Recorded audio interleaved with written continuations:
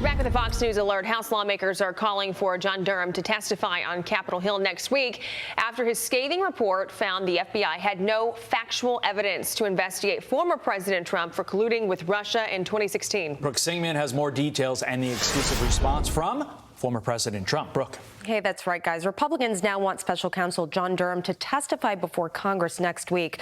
Durham, after years of investigating, found the FBI had no evidence of collusion between former President Donald Trump and Russia when they opened their original investigation in 2016. Now, Durham's report reads in part, quote, the DOJ and FBI failed to uphold their important mission of strict fidelity to the law. Senior FBI personnel displayed a serious lack of analytical rigor towards the information that they received, especially information received from politically affiliated persons and entities. It also says CIA Director John Brennan briefed then President Barack Obama, then Vice President Joe Biden, and other top national security officials about a Hillary Clinton plan to tie Trump to Russia in July 2016. The report reads, quote, Russian intelligence analysis alleges that Hillary Clinton had approved a campaign to stir up a scandal against Donald Trump by tying him to Putin and the Russians' hacking of the DNC. The intel community does not know the accuracy of this allegation or the extent to which the Russian intelligence analysis may reflect exaggeration or fabrication. I spoke exclusively to former President Trump after Durham's report was released, and he says former FBI Director James Comey needs to be held accountable. He told me, quote, I and much more importantly, the American public have been victims of this long-running and treasonous charade started by the Democrats, started by Comey. There must be a heavy price to pay for putting our country through this. House Judiciary Committee Chairman Jim Jordan says the baseless allegations kicked off years of attacks on Trump. Listen. In 2016, it was the Clinton campaign working with the FBI to go after President Trump and his election, his campaign. In 2020, it was 51 former CIA agents and intel officials working with the Biden campaign to do the same thing. So we've seen it twice now. One, it was the FBI. The second one, it was former intel officials, but the same objective, to go after President Trump and keep him from being president. The FBI releasing a statement in response to the report saying, quote, the conduct that Special Counsel Durham examined was the reason that current FBI leadership already implemented dozens of corrective actions, which have now been in place for some time. Had those reforms been in place in 2016, the missteps identified in the report could have been prevented. Now, Durham's report did not call for any wholesale changes to the FBI's guidelines and policies. Ashley, Todd. Brooke Singman, thank you. Let's bring in OutKick host Tomi Lahren. Tomi, what's your big takeaway from this bombshell? Well, I'll tell you this. I wish I was more surprised, but sadly I'm not. You know, I'm just an average person, Todd, but I feel like this is treason. I feel cheated. I feel like the American people have been lied to for years and years and years now, and that's because, ding, ding, ding, we have. And, you know, it really should terrify the American public, whether you're a Trump supporter or not. It should terrify you how terrified our intelligence agencies, our law enforcement agencies, the mainstream media is of Donald Trump. They are going out of their way for years now to try to take this man down, sabotage him, torpedo him.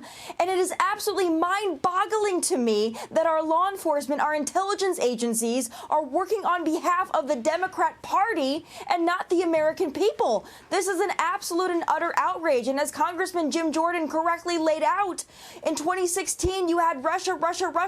That lasted through the entirety of President Trump's first term.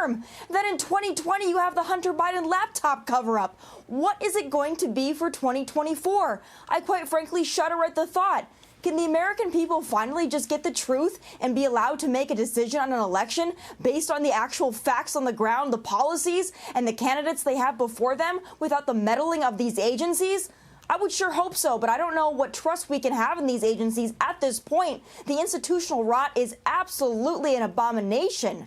Yeah, no kidding. When you talk about the Bureau and these federal agencies, but, you know, what about the media? Because reporters on CNN and MSNBC, they seem to be very underwhelmed by Durham's new findings. Listen to this. Is, all hat, no cattle. Well, it's a big fat nothing. It was a failure and a suboptimal, I'll say, use of 4 years worth of resources.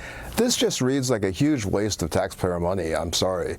He basically, to me, copied and pasted or plagiarized from the OIG report. What can we expect if Durham eventually winds up testifying up on Capitol Hill? Theatrics, antics. So that was a way. They say that was a waste of money. I guess the $6 million into this investigation wasn't. Yeah, again, when they're talking about a waste of money and resources, I think they were talking about the Mueller report and Russia. But no, once again, they are talking about the actual diligent work of those that want to preserve our constitutional republic. But the media is complicit in this. They are colluding in this. So do I expect anything? Do I expect them to hand back their Pulitzer Prize and everything that they have gotten because of their reporting on Russia? No, absolutely not. But the American people, I believe, are smart. I believe they are sitting back and they are watching and they want to see some consequences. They want to see some accountability. For once, it would be nice to get that. Yeah, the Mueller probe was $32 million. So you want to talk about a waste there. Yeah, and the threat to democracy, people that you just saw on your screen there, they have no problem with any of this, which is just absolutely dumbfounding. Meantime, Miller Lite now being called out for joining Bud Light with its own woke ad campaign. Watch. How did the industry pay homage to the founding mothers of beer? They put us in bikinis. Wow. Look at this wild. It's time beer made it up to women. So today, Miller Lite is on a mission to clean up not just their but the whole beer industry's Miller Lite has been scouring the internet for all this and buying it back so that they can turn it into good for women brewers. Tommy, just to confirm, you have confirmed that that wasn't a joke, like that actually was real?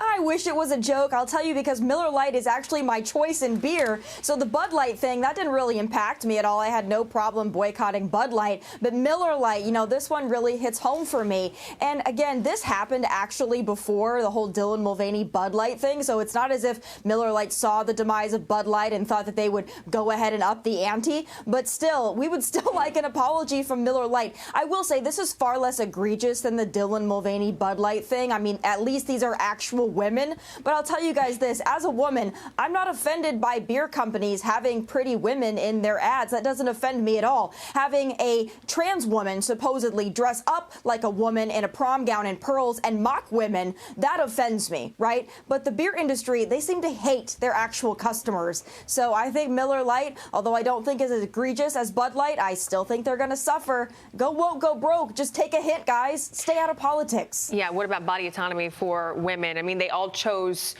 to do this. It's not like anyone was forcing them to do it on top of everything else. Tomi Lahren, thank you. I'm Steve Doocy. I'm Brian Kilmeade. And I'm Ainsley Earhart. And click here to subscribe to the Fox News YouTube page to catch our hottest interviews and most compelling analysis.